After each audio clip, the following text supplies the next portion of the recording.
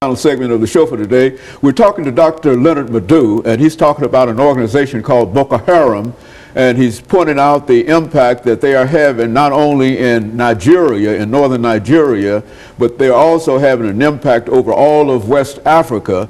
And Dr. LMadu2, let's pick up where we left off, because I think what we were trying to get to is what impact has this and what implications has this activity for the United States government? Should we be concerned about this one way or the other? Yep, a lot, because the question is, who is sponsoring them? Somebody is paying the bills, definitely, you know. And from what we are hearing, a lot of the wealthy Nigerians who are of northern extraction, who are House of Fulani or so, are sponsoring them indirectly, even the politicians. A few weeks ago, one senator from northern Nigeria was arrested for being a secret sponsor of the Boko Haram. So most people believe their politicians are paying the bills. Otherwise, where did they get the money from? Somebody is paying them. That's where the United States comes into.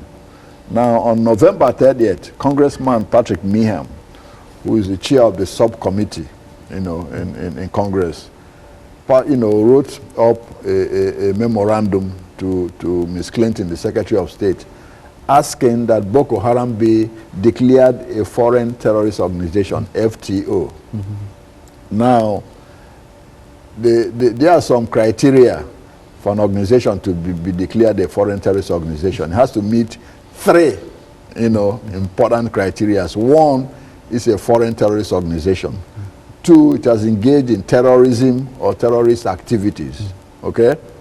And three, that organization is a threat to American nationals or American national security interests. Now, in my opinion, Boko Haram meets those criteria. A, it is a foreign terrorist organization. B, it has engaged in terrorist activities, terrorism, bombing churches, bombing, hotels, bombing pubs and all that. It's a terrorist activity. Three, security to interests of American nationals and American national security. Yeah, it means that. They bombed the United Nations building. There might be Americans working in that building, who get killed. Yeah, those churches that are bombing, there are Americans who are going to those churches. Most Americans who walk over there are Christians who might be in those churches. And three, some of the oil installations, that they're trying to bomb now, America gets about 20% of its oil from Nigeria. In fact, George Bush, when he was in charge, before he left office, said, hey, if those Boko Haram threatens the oil installations, that the American government might be forced to move in. In fact, when the Niger Delta militants were threatening those oil, we went in there with some equipment and all, including drones, to help the Nigerian government fight them. So right now, General Carter Ham, who is in charge of AFRICOM, the American military base in Africa, says that Boko Haram should be taken seriously and declared a foreign terrorist organization. So the mechanism to start fighting them like Al-Qaeda will be put into motion.